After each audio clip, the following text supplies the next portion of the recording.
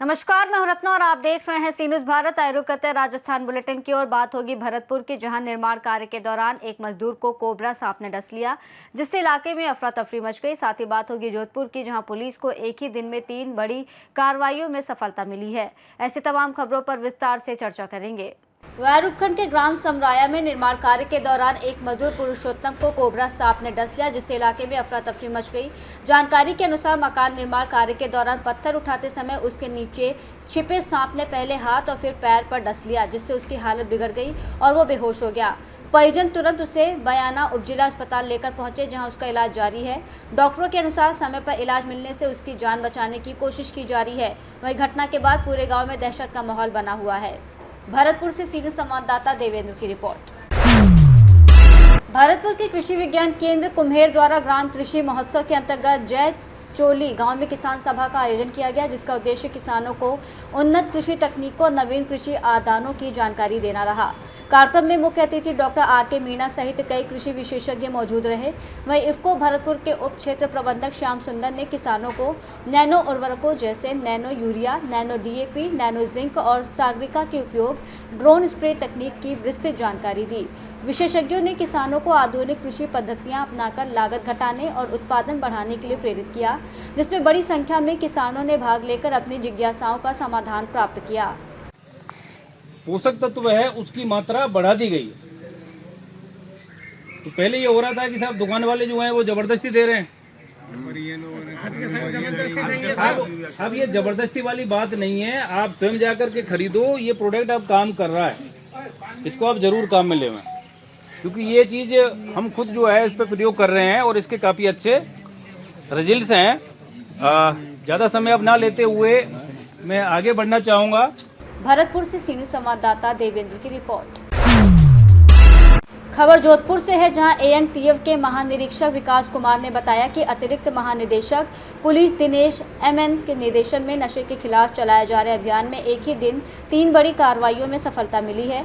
Operation विशांजन के तहत 45,000 के इनामी तस्कर नितेश को गिरफ्तार किया गया, जो पिछले करीब 10 सालों से मध्य प्रदेश राजस्थान सीमा पर तस्करों के बीच समन्वय कर डोडा चूरा सप्लाई करता था और 9 साल से पुलिस को चकमा दे रहा था। इसके अलावा बाड़मेर के धोरीमन्ना क्षेत्र में भारी मात्रा में डोडा पोस्त बरामद किया गया। वहीं झालावाड़ से पीछा करते हुए टोंक के डिग्गी इलाके में भी तस्करों को पकड़कर मादक पदार्थ जब्त किए गए। लगातार कार्रवाई से नशे के नेटवर्क पर बड़ी चोट मानी जा रही है। की सफलताओं का सिलसिला लगातार जारी है।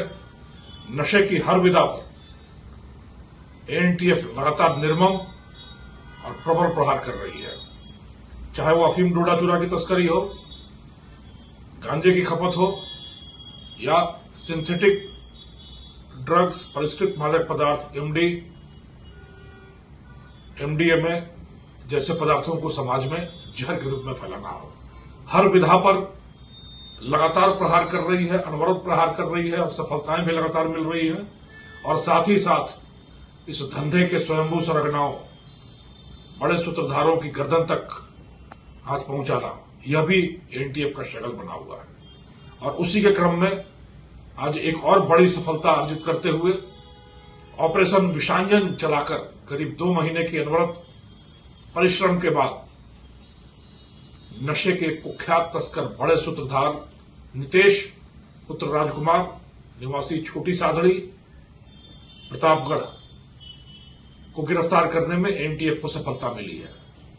यह अपराधी 45,000 रुपए का इनाम है इसके ऊपर और पिछले 9 वर्षों से लगातार पुलिस की आंखों में धूल झोंककर फरार रहने में, अपने ही ठिकाने पर रहकर अपने धंधे को बदस्तूर बढ़ाने में यह लगातार सफल होता रहा, बड़ा सूत्रधार रहा है। 45,000 रुपए के इस बड़े इनामी कुख्यात तस्कर की गिरफ्तारी के लिए बड़े पापड़ बेलने पड़े।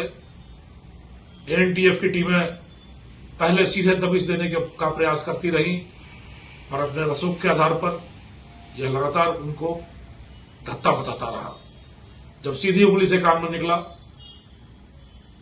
उंगली टेढ़ी करके कभी रेलवे का ठेकेदार बनके, कभी कामगार बनकर इलाके में दर दर भटकती रही, सूंघती रही ANTF की टीम। और तब इसके सहयोगियों, साथियों, संपर्क सूत्रों से संपर्क हुआ और उस आधार पर यह सूचना मिली कि आजकल कमर दर्द या साइटिका के दर्द से बहुत परेशान है।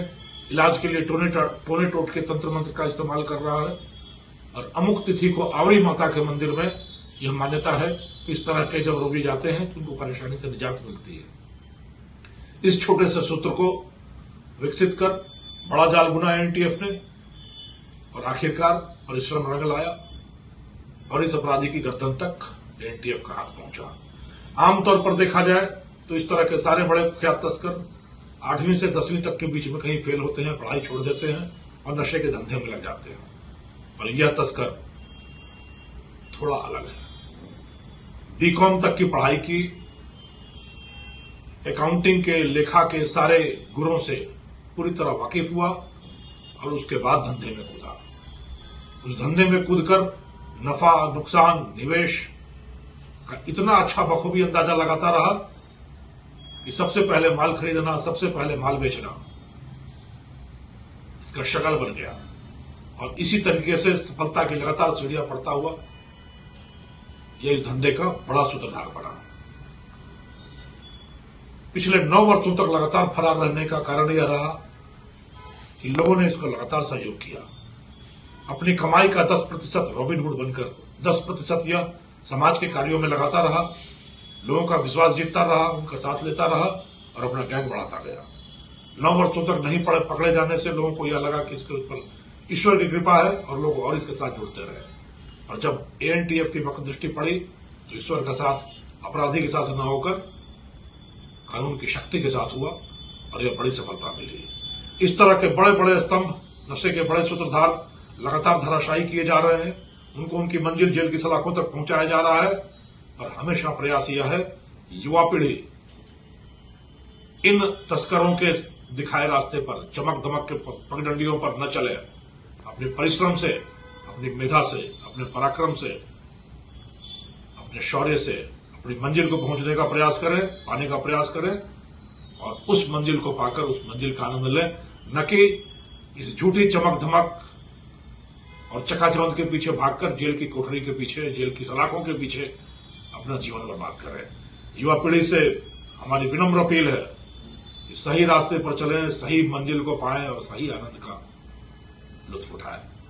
इन तस्करों के पीछे कमर कसकर कटिबद्ध होकर पूरी एजेंसियां पड़ी हैं और बहुत शीघ्र हम लोग राजस्थान को नशा मुक्त कर सकें। जोधपुर से सीनू संवाददाता आनंद शर्मा की रिपोर्ट।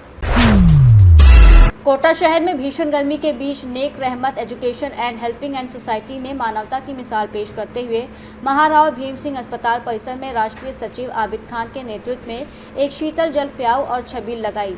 यह सेवा कार्य मरहूम मोहसिन खानम की स्मृति में किया गया, जिसमें अस्पताल आने वाले मरीजों, उनके तीमारदारों और राहगीरों को ठंडा मीठा पानी पिलाकर राहत पहुँचाई गई।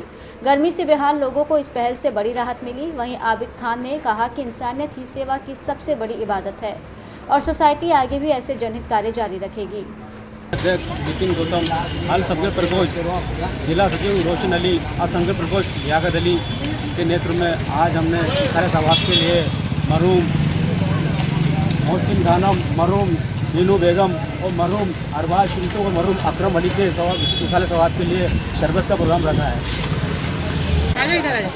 नेक रहमत एजुकेशन एंड हेल्पिंग हैंड के राष्ट्रीय सचिव आबिद खान, प्रदेश महासचिव रोशन अली के नेतृत्व में महाराव भीम सिंह अस्पताल के अंदर आज किरमदारों को, राहगीरों को और रोगियों को आते जाते पानी पिलाया गया।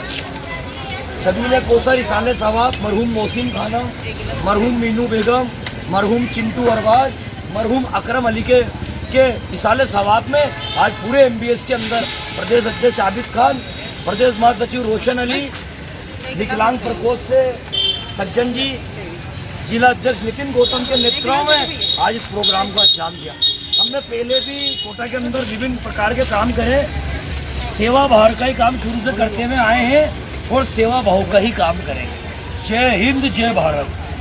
शरबत बांटने और समाज सेवा का संकल्प लिया, मतलब आगे भी कोटा के अंदर करते रहेंगे। आगे भी कोटा के अंदर करते रहेंगे। सज्जन गुजर, विकलांग प्रकोष्ठ से प्रदेश महासचिव कोटा। कोटा से सीनियर संवाददाता सुरेश कुमार पटेलिया की रिपोर्ट। ढीपरी चंपल के आड़ागेला हरिनगर गांव में सरकारी तंत्र की लापरवाही और भू माफियाओं के आतंक का मामला सामने आया है, जहां नरेगा से बना ढीपरी चंबल खातौली मार्ग दबंगों द्वारा कब्जा कर खेत में तब्दील कर दिया गया है, जिससे किसानों को अपने ही खेतों तक पहुंचने के लिए लंबा चक्कर लगाना पड़ रहा है और समय पर बुआई कटाई न होने से भारी आर्थिक नुकसान हो रहा है। ग्रामीणों का आरोप है कि विरोध करने पर गाली गलौज और विवाद की स्थिति बनती है, जबकि ग्राम पंचायत से लेकर एसडीएम तक कई शिकायतों के बावजूद अब तक कोई कार्रवाई नहीं हुई है। गांव में बढ़ते तनाव के बीच किसानों ने चेतावनी दी है कि यदि जल्द रास्ता खाली नहीं कराया गया तो वो तहसील मुख्यालय पर प्रदर्शन करेंगे। ढीपरी चंबल पिपलदा से सीनियर संवाददाता आकाश की रिपोर्ट। बुलेटिन में फिलहाल इतना ही। देश और दुनिया की तमाम बड़ी खबरों के लिए देखते रहिए सी न्यूज़ भारत।